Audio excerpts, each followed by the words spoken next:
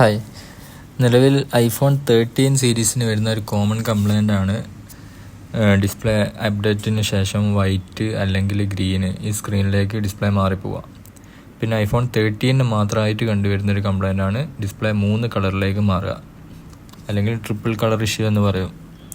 അപ്പോൾ 13 Pro Max സീരീസിനാണ് ഇപ്പോൾ മാർക്കറ്റിൽ ഇതിന് സൊല്യൂഷൻ ഉള്ളത്. ഡിസ്പ്ലേ മാറ്റാതെ തന്നെ, അല്ലെങ്കിൽ സ്ട്രിപ്പ് മാറ്റാതെ തന്നെ ഡിസ്പ്ലേ റെഡിയാക്കി എടുക്കാനുള്ള സൊല്യൂഷന് 13 Pro Max സീരീസിനേ ഉള്ളൂ. 13 ഈ കംപ്ലൈൻറ്റ് വന്നു കഴിഞ്ഞാൽ, ഈ 3 കളർ കംപ്ലൈൻറ്റ് വന്നു കഴിഞ്ഞാൽ ഡിസ്പ്ലേ മാറ്റലോ അല്ലെങ്കിൽ സ്ട്രിപ്പ് ചേഞ്ചോ അല്ലാതെ വേറെ സൊല്യൂഷൻ ഇല്ല. അപ്പോൾ സ്ട്രിപ്പ് ചേഞ്ച് എന്ന് പറയുന്നത് തന്നെ സക്സസ് റേറ്റ് കുറവാണ്, ചെറിയ ചാൻസ് മാത്രമേ ഉള്ളൂ. അപ്പോൾ നമ്മളിപ്പോൾ ഇതിനൊരു സൊല്യൂഷൻ കണ്ടുപിടിച്ചിട്ടുണ്ട്.